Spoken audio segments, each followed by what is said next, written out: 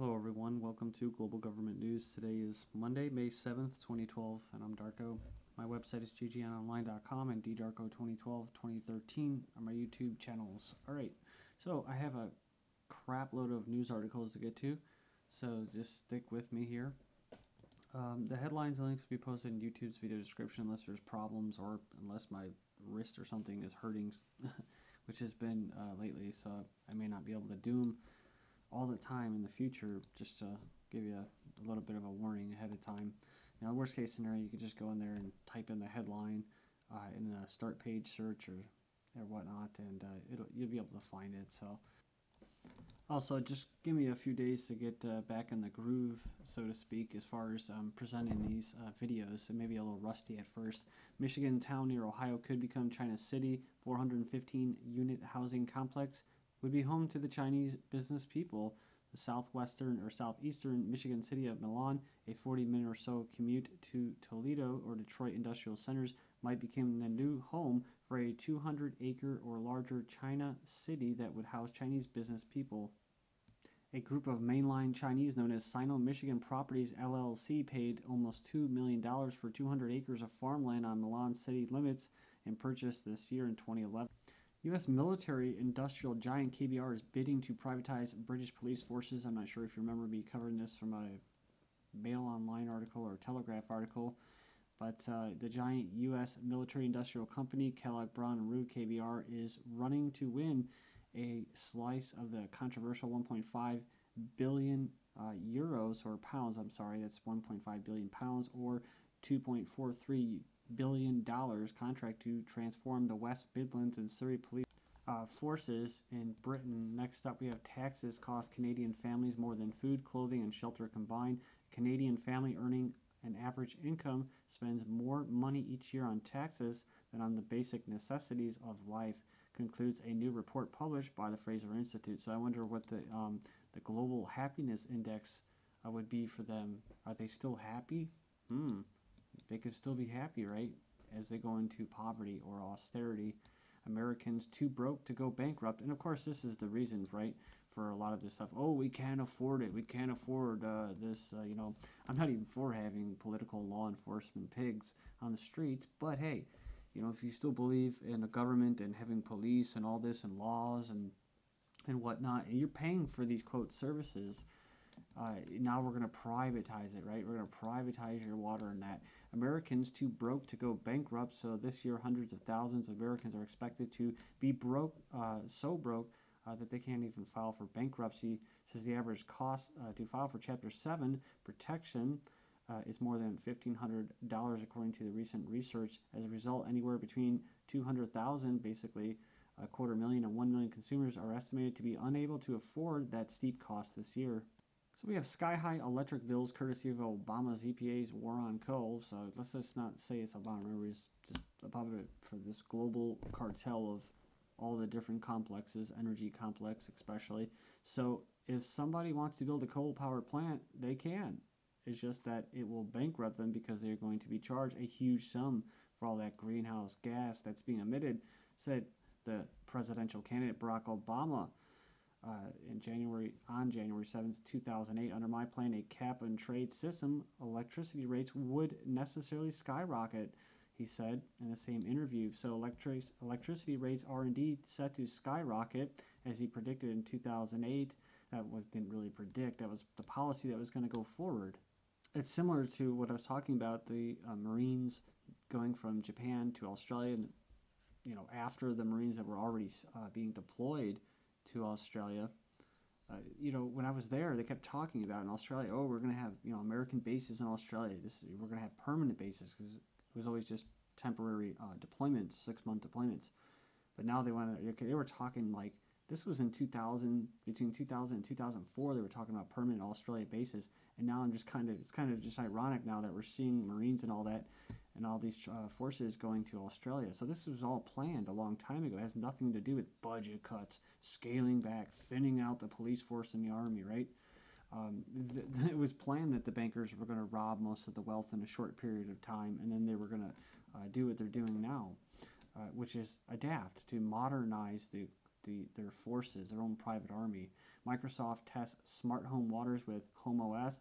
So it says Microsoft is looking to unify electrical appliances within the home and establish itself in the burgeoning smart home market with the development of HomeOS. And if it plays out, this will be hooked in with the smart meter and all that. So, and they say that, oh, the user. Well, you know, it's going to be remotely controlled. So, you know, that's the whole plan with the smart meters, and it has to do with cap and trade and emissions and the religion of sustainability, which you're going to sacrifice your life and your family and your future to save the planet. So, it says here, the scientist James Lovelock, I was alarmist about climate change. So he goes on there, says he was a maverick scientist, became a guru to the environmental movement with his theory of the Earth as a single organism, has admitted to being an alarmist about climate change. And he said, oh, oops, sorry about that.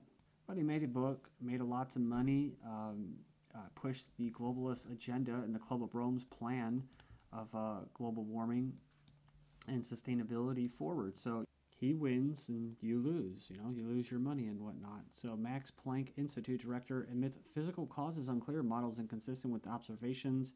So it goes on here, says more cracks like never before are appearing in Germany's climate alarmism, global temperatures remaining flat over 15 years, defying model projections. So this is just some, just basically follow up to it. Summertime Blues, this is from April 23rd. And it goes on here, it says that thanks to the National Park Service, who wants to set aside a large swath of pristine area in the marine reserve zone, so you might have to leave the fishing poles at home. That's right, no kites, no pets, no vehicles, pedestrian access, and so yeah, basically they're just doing this all in the name of the planet and training people to sit there and not really get immersed in nature, be one with it, but just kind of look at it, right? Just look at it. Don't touch it. Just stay in your little cubicle in your little prison cell. Is Obama negotiating? We have 69 members of the U.S. House of Representatives have sent Barack Obama a letter expressing their concern that a new international treaty currently being negotiated would essentially ban all Buy American laws. I don't know why you have to have a law to have people buy American products. All you have to do is get the global sellout traders out of the House of Representatives and Congress and in the presidency, in the executive branch, out of the country. Or just don't let them be in power and rule your fate, and they won't be sending all of your jobs and paying companies to move out of the country, right? So it says here, oh yeah, and then immigration policies, right? They're bringing all these people, and it's like the people that are here don't even have enough jobs, right? 86 million invisible unemployed. So that's right, Americans not in the labor force by age. It goes on, it says there are far more jobless people in the United States than you might think. And it goes on, it says, well, we all know that the jobless rates were around 20%, but they're always telling us it's 9 because they don't factor in those that are unemployed, that are no longer working but not collecting benefits anymore. See, so it goes on there, it says, and it says hiring isn't strong enough to keep up with population growth. Now we're getting into useless eater territory.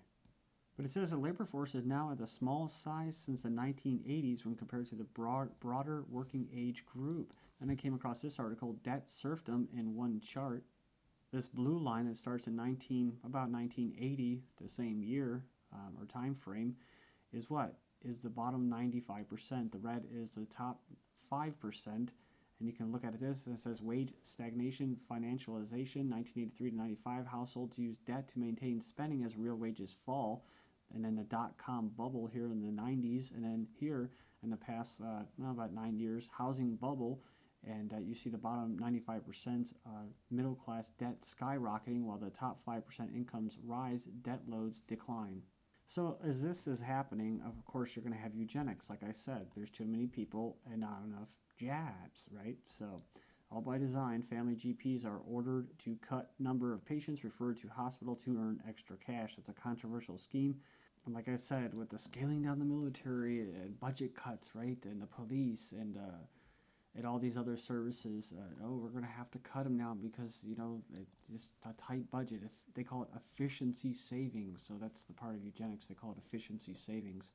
I used a spy camera to catch a care home thug beating up my mother, how a daughter's suspicious lead to her uncovering heroin case. And so this is what happens when you get put in one of these basically left to die homes while you're children, don't have time to have really family for themselves, their own children, because they're away with the state being indoctrinated. They have to sit there and be able to slave away so they can pay their taxes and make their card payments and pay all that interest to the bankers. So we know the Greeks are feeling that pain. Brussels expects thousands of small Greek businesses to close. And it's interesting because I came across these articles, the bank's nightmare is coming true. Greek left calls for anti-bailout coalition. Says everyone knows it is merely a bailout of Europe's insolvent banks using Greek taxpayer funds. Then this next up, be afraid. Exultant Greek neo-Nazis warn rivals. So Greek neo-Nazi party Golden Dawn warned rivals and Reformer Sunday that the time for fear has come. So start getting in some fear. And remember this, fascist rises from the depths of Greece. Despair neo-Nazi party wants work camps for immigrants, is on course to win its first seat in parliament, just like in the United States. Remember I was talking about that, a very Nazi Friday. Go check this video out and it talks about it, right? It talks about exactly what's going on. And that's why you have this. The EU plot to scrap Britain. Senior Eurocrats are secretly plotting to create a super powerful EU president to realize their dream of abolishing Britain, the sovereign Europe and Britain. And that's what? Uber president, right? EU ponders Uber president. So check that out. Links will be posted. Then we have soldier who died while Skype chatting. Was not shot, Army concludes. So it goes on and says a soldier who died in Afghanistan while Skype chatting with his wife in America did not have a bullet wound. So that's what the investigation found. It says Clark's wife previously described chatting with her husband on April 30th when the soldier suddenly fell forward and she saw a bullet hole in the closet behind him. I wonder what he was talking about on Skype. Just a quick thing, because I'm going to get into some Big Brother here, is just on my own personal experience with Skype. When I have conversations, I get shut down after 20 minutes. And then eventually we started shutting off. We were self-censoring and cutting off the conversations prior to a 20-minute time limit. And then they started to actually cut us off before that. So who knows? Who knows? Maybe he was talking like this Marine who criticized Obama on Facebook, and now he's going to be discharged. So next up, Georgia opens first jail devoted to U.S. veterans. So maybe that's where this Gary Stein's going to be heading, right? Solely for veterans who speak out. So it says here, problem U.S. military veterans falling into a life of crime. Ooh, a life of crime. You're protesting, huh? You're out there protesting. That's a life of crime after returning from Iraq and Afghanistan has reached levels that law enforcement in Georgia has opened what is believed to be America's first county jail devoted to veteran inmates. So if you're a veteran, you know what type of help you're going to get from the Veterans Affairs. They don't give a crap about you. You know, I mean, if you know about eugenics, you know how you've been kind of used by the military-industrial complex. You'll know that they just want you to die off. So when you see this, super soldiers fight disease with bionic implants, and they're talking about using these nanoparticles to kill diseases. Well, it has nothing to do with them. They don't care about them. This is about robots. This is about going in with robots who are going to be cyborgs, who are going to have actual, be able to digest food and stuff like that for an energy source. I've covered that before, that technology exists.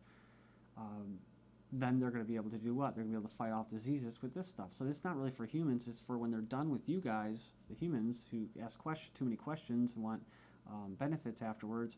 Well, they're just going to go solely to cyborgs and robots. Now, I'm sure you heard of this no-fly zone to be enforced by shoot-to-kill order during NATO summit. That's right.